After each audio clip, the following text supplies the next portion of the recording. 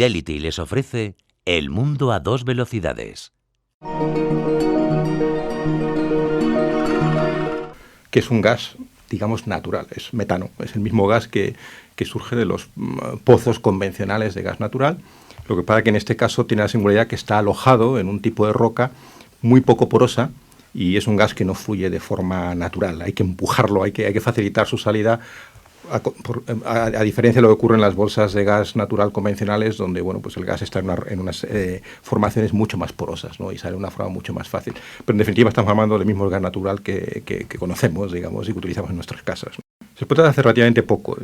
Los antecedentes están casi a principios del siglo XIX, pero la primera explotación comercial en Estados Unidos, en Texas concretamente, es del año 1980, del final de los 80, y a partir de ahí sí que ha habido un crecimiento constante, ¿no? Y es fundamentalmente en esta última década, a partir del 2000 para acá, que está teniendo un impacto ya importante en términos cuantitativos en el mix energético, hoy por hoy en Estados Unidos solamente, ¿no? Es complicado porque estas formaciones, que bueno, digamos datan de centenares de millones de años, fruto digamos de dos fenómenos, ¿no? de la degradación de materia orgánica, como todos los combustibles fósiles, y de movimientos geológicos complejos, están muy profundas, en muchos casos a 2.000, 3.000 metros. Entonces hay que ir a buscar el gas a esa profundidad. Y luego están en capas horizontales, y para extraerlo hay que ir recorriendo esa capa horizontalmente. Entonces básicamente implica profundizar a 2.000, 3.000 metros y luego girar, digamos, el sondeo para ir moviendo la tubería en sentido horizontal. Y es una tecnología que es compleja, no ha estado disponible hasta hace poco. Y luego el segundo elemento que hace que la tecnología sea difícil y que por lo tanto hasta ahora no haya sido rentable extraer este gas, es que una vez que estamos en esas capas que son poco porosas, ese esquisto, como he dicho, hay que romperlo, hay que hacer unas grietas para que se pueda extraer el gas.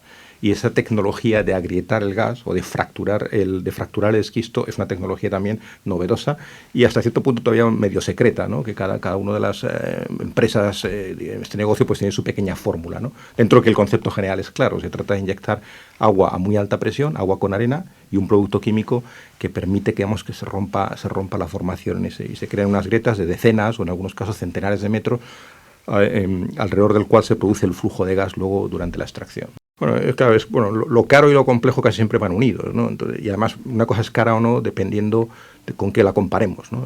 En los últimos años, ¿qué ha ocurrido? Pues ocurrió un incremento pues, casi constante, con algunas, digamos, alteraciones de los precios de combustibles fósiles, particularmente del petróleo y del gas, ¿no? Que lo ha seguido. Entonces, a la medida que esos precios suben, las tecnologías alternativas se empiezan a hacer comparativamente más atractivas. Entonces, lo que hace 20 años o 30 años no era atractivo, ya empieza a serlo. Y efectivamente, ahora mismo ya con esa tecnología que empieza a estar depurada, es posible extraer gas de esquisto en las formaciones adecuadas, no en todos los sitios. Es decir, como todas las cosas sabrás, hay sitios más productivos y sitios menos productivos. Pero en aquellos sitios realmente productivos es posible extraerlo a unos costes que compiten ya perfectamente con el gas natural procedente, digamos, de pozos convencionales, ¿no? Este es un punto muy importante porque, claro, todo es muy bonito en el tema del gas del esquisto. Es una energía que empieza a ser asequible, que es, tiene unas reservas enormes, espectacularmente grandes, y todavía está por descubrir más, Entonces, claro, ¿cuál es el posible lado negativo? Bueno, yo creo que el lado negativo efectivamente posible, todo hay que medirlo, está en el aspecto ambiental. Y hay tres niveles de impacto ambiental. Uno es el nivel local de las propias explotaciones, cómo se hacen esos pozos y cómo se gestionan.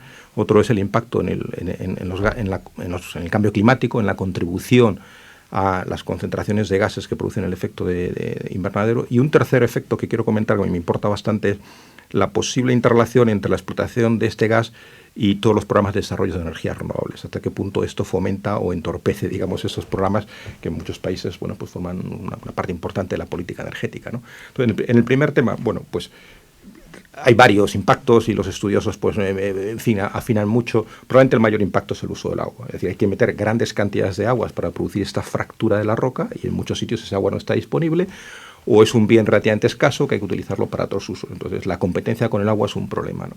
Ese mismo agua, pues bueno, también se ensucia durante este proceso. Entonces, ¿qué se hace con ese agua una vez que se ha usado? Pues hay que reciclarla. Es decir, que el tema del agua es uno de los puntos probablemente más delicados. En Estados Unidos se han llegado a parar algunas explotaciones porque, bueno, algunos grupos han denunciado que esa agua podría llegar a contaminar acuíferos destinados a uso humano.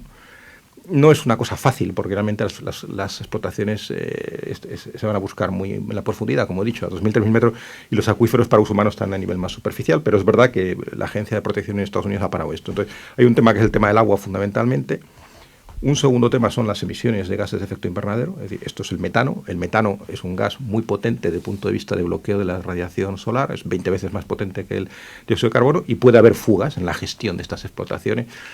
Entonces, los estudiosos no están muy decididos si esto tiene más efectos que una explotación de gas natural o no, porque depende también de con qué cuidado hagas de la gestión, ¿no? Pero es verdad que va a haber emisiones, en cualquier caso, durante la gestión, ¿no? Estas, algunos llaman emisiones fugitivas, que se escapan, digamos, ¿no? Y luego, claro, hay un efecto que es durante la combustión. El metano es verdad que es un combustible relativamente limpio comparado con el carbono, comparado con el fuel, pero bueno, emite dióxido de carbono cuando lo quemamos inevitablemente como cualquier combustible fósil. Es decir, que ahí el impacto no es nulo. Pero me importa resaltar, porque es el más sofisticado de los tres y a lo mejor puede pasar inadvertido, ¿qué impacto puede tener esto en las políticas de desarrollo de energías renovables? Es decir, cabría preguntarse, ¿hay que explotar el gas de esquisto, el shale gas, como dicen en inglés? Pues hombre, probablemente sí. Es decir, sería absurdo renunciar a este tesoro que hemos descubierto en las últimas décadas y que puede aliviar la economía de muchos países, ¿no? Ahora, si interpretamos esto como una excusa para abandonar el desarrollo de energías renovables, estamos confundiendo las cosas, porque no nos daríamos cuenta que estamos volviendo a hacer bascular nuestra economía sobre un recurso que por definición es finito. Es decir, habría que utilizar el gas de esquisto como un mecanismo para hacer más suave la transición hacia las renovables, pero no para abandonar o reducir el ritmo de implantación. Esto es un aspecto muy importante porque estos temas luego tienen una componente política muy fuerte y puede haber partes interesadas que quieran pues, aprovechar esto pues, para, en fin, digamos, reducir este ritmo de implantación de las renovables que para algunos siguen siendo caras, ¿no? Que es otro tema que ya hemos comentado en algún otro momento que no lo son, ¿no? Entonces es un aspecto muy importante, ¿no? Tener claro esto. Yo creo que es una mezcla de factores. En primer lugar, porque fueron los primeros. En Estados Unidos ha sido un país en que casi todo el gas natural que se ha utilizado ha sido de producción propia. Ha tenido muy poca importación, a diferencia de otros países europeos, etcétera. Y por lo tanto había una industria del gas, o hay una industria del gas relativamente potente, con know-how de perforación y también de transporte. Entonces ya tiene una infraestructura, ¿no? Entonces, alguna parte de esta industria estaba viendo comprometida con la reducción de la producción tradicional y vio en el gas de esquisto una oportunidad para seguir, bueno, su actividad empresarial. Y por lo tanto tenían un know-how y tenían un capital, hicieron una transición de una manera bastante eficaz, ¿no? La primera empresa que empezó a explotar gas esquisto de forma comercial era una empresa de gas convencional que se quedaba sin reservas y dijo, pues voy a intentar utilizar mi cadena de valor, si quieres, mi cadena logística para hacerlo con el gas de esquisto. Entonces la principal razón es esa, es decir, es una oportunidad empresarial que en aquel momento encajaba y que en otros países por necesidades de movilización de capital, es decir, hay que mover mucho capital, como en todos los temas de exploración petrolífera y gasística, mover mucho capital. Hay que tener los permisos ambientales adecuados, que por ejemplo en Europa puede ser una razón por la cual estemos yendo más lento que en Estados Unidos, y bueno, hay que tener la voluntad, digamos, de explotar esta energía frente a otras. El caso de China, pues China es la que más reservas tiene, pero China pues tiene muchísimo carbón, está también en un programa de nucleares muy fuerte, en un programa de renovables, y pues, probablemente no han encontrado todavía la necesidad, pero se podrán a ello seguramente, ¿no? Bueno, los beneficios son claros y ya se están produciendo. Es decir, una bajada de los costes energéticos, en particular de la electricidad, libera rentas para dedicarlas a otros propósitos, ya sea consumo, en el caso de consumidores privados, o dedicarlas a inversiones, ¿no? Es decir, que los beneficios son claros.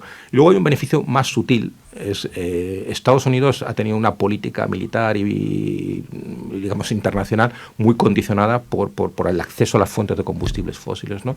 Y ellos claramente están ahora muy convencidos de que tienen que ser independientes energéticamente y de alguna forma es posible que esto les haga también ahorrar en ese frente. Es decir, en la medida en que son más independientes energéticamente, pues tienen que invertir menos en asegurar el acceso a esas fuentes. Es decir, que yo creo que los impactos van a ser muy importantes, ¿no?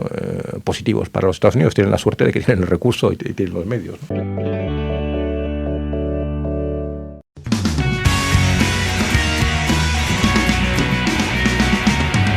Fidelity les ha ofrecido El mundo a dos velocidades